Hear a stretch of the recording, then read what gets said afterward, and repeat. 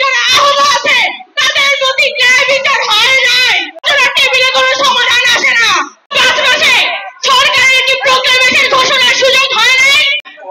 5 August যখন শেখ হাসিনা কাঁথা বেঁধে দেশ থেকে পালায়, আজকে তার 5 মাস পরে কেন আমাদের আবার শহীদ মিনারে এক হতে হলো?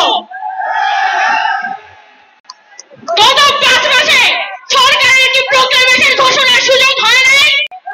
তারা কি এতই ব্যস্ত ছিল যে তারা একটা জুলাইয়ের ঘোষণাপত্র ঘোষণা করার সময়টা করে উঠতে পারে নাই?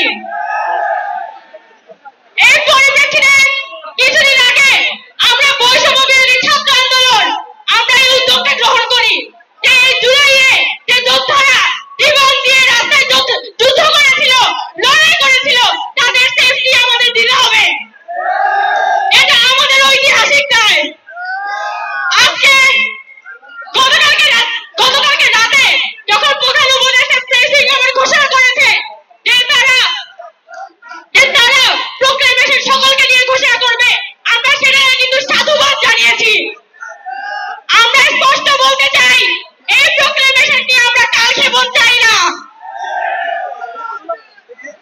আজকে 31শে ডিসেম্বর আমরা রীতিমতো বাধ্য হয়ে এখানে একত্রিত হয়েছি।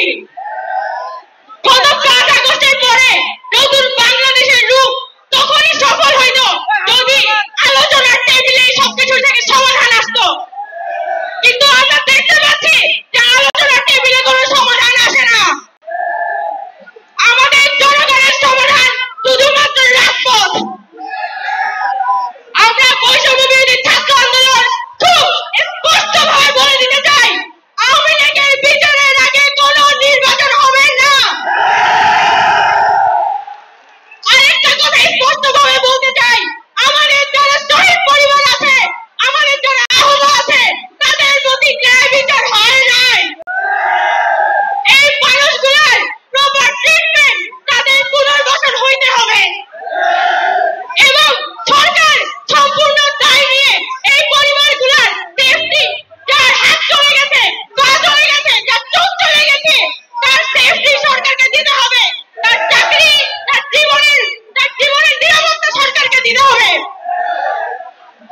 খুব বেশি কথা বাড়াবো না, আমাদের অনেক বক্তা সামনে আছেন, কিন্তু আমরা বৈষম্য বিরোধী ছাত্র আন্দোলন খুব স্পষ্ট কথা বলতে চাই যে জুলাই পরে যায় নাই।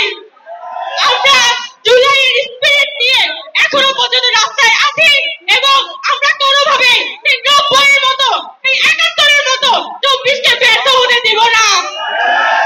আমরা 24-এর যোদ্ধা, সবাইকে এই জুলাইয়ের স্পিরিট সমুন্নত রাখার আহ্বান জানিয়ে আমি আমার বক্তব্য এখানেই শেষ করছি।